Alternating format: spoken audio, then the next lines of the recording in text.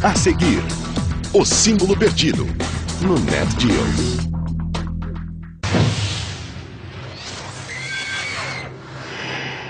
No último livro de Dan Brown, O Símbolo Perdido, o personagem principal, Robert Langdon, está em uma busca que o leva ao coração da maçonaria. Se eu fosse romancista como Dan Brown e precisasse de um bom enredo, não haveria melhor escolha do que a maçonaria. Com seus membros ilustres e símbolos ocultos, maçons inspiram conspirações e especulações sobre controle global. A maçonaria é a maior sociedade secreta do mundo. Por quase 300 anos, milhões de maçons obedeceram seus votos de segredo. O problema da maçonaria é que não confirmam ou negam qualquer coisa. E enquanto Dan Brown leva a atenção do mundo para a sociedade secreta, nós separaremos os mitos da verdade. As portas das lojas maçônicas serão abertas, seu código de silêncio será quebrado e seus rituais secretos serão expostos. Esta é a sala do templo. Revelaremos o mundo oculto da maçonaria em O Símbolo Perdido. Verdade ou ficção? Na primeira página do novo livro de Dan Brown, uma descrição explícita de um ritual de iniciação maçônica prepara o cenário para mais um campeão de bilheterias. Os homens que participam da iniciação estão entre os mais poderosos dos Estados Unidos. Mas quanto do best-seller de Dan Brown se baseia na verdade e quanto é ficção? Ele mistura fato e ficção na mesma medida. Várias pessoas não veem a linha divisória, é como se estivesse borrada. É uma atitude inteligente para um romancista. Desde que a maçonaria moderna nasceu em Londres há cerca de 300 anos, ela foi ligada a teorias conspiratórias. Geralmente perturbadores, cheios de segredos e certamente controversos. Os maçons foram acusados de dominar o mundo, tomar países e até de assassinato. Ouviremos todos os lados.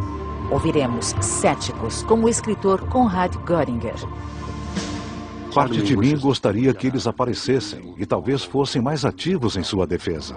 O autor Dan Brown e o especialista Simon Cox. As pessoas ficam confusas com a maçonaria.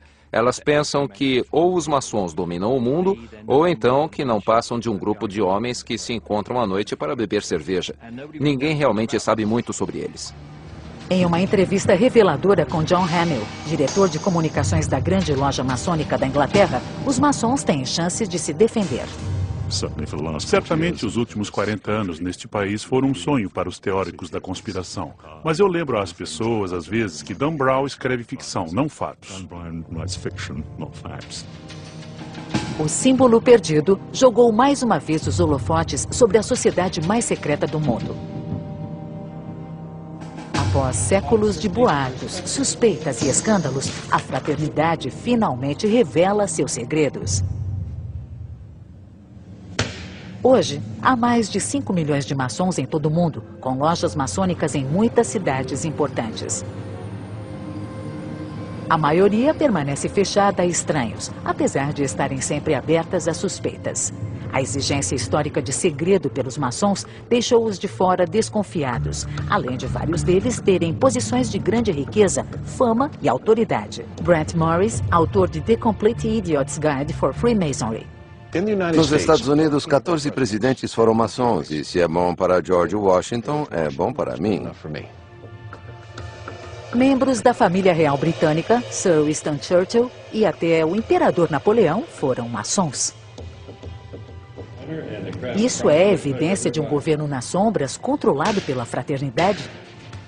Jim Marrs escreve sobre conspirações maçônicas. Se você perguntar a um maçom hoje se há 2 círculos dentro da maçonaria, um maior, externo, de membros que não sabem quais são as atividades e objetivos reais, e um pequeno círculo interno, ciente dos maiores segredos, dirão que não. Pois se forem membros do círculo externo, não saberão da existência do interno. E se forem membros do interno, juraram não revelar isso. No livro de Dan Brown, O Símbolo Perdido, o mentor de Robert Langdon, Peter Solomon, é membro da elite do Círculo Interno.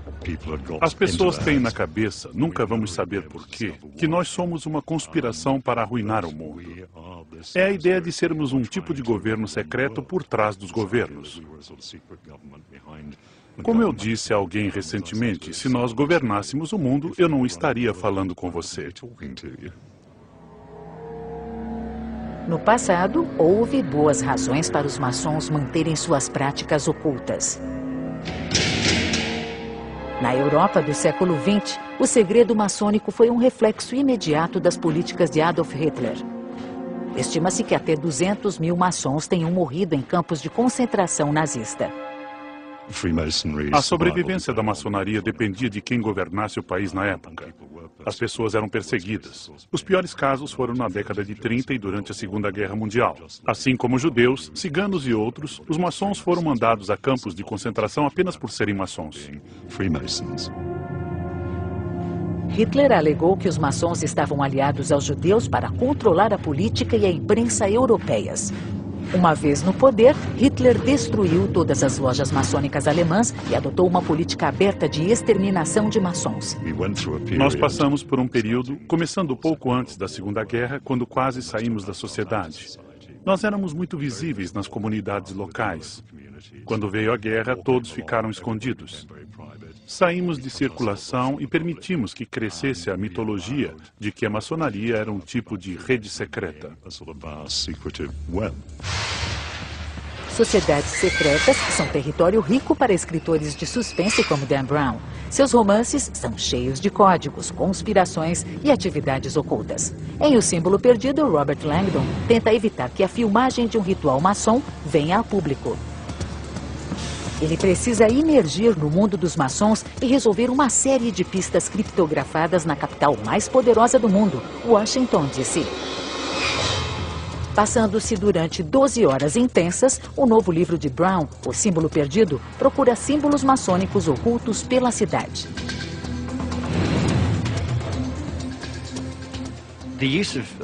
O uso de Washington, D.C. no livro é interessante, porque várias pessoas não sabem que ela é, na verdade, uma cidade maçônica, projetada sob termos maçônicos por maçons. As ruas são desenhadas de modo a criar formas interessantes e símbolos dentro delas. A capital americana foi projetada sob direção de George Washington, que era maçom. Em 1792, a pedra fundamental do que era então a casa do presidente foi assentada pelos maçons. Em 1793, a pedra fundamental da cidade foi depositada por George Washington. Nesse sentido, como construtores simbólicos, os maçons tiveram uma vasta influência na capital. Há várias pessoas que acreditam haver sinais secretos e símbolos colocados nas ruas de Washington. Eu olhei os mapas e não os vi. Eu vejo uma estrela incompleta.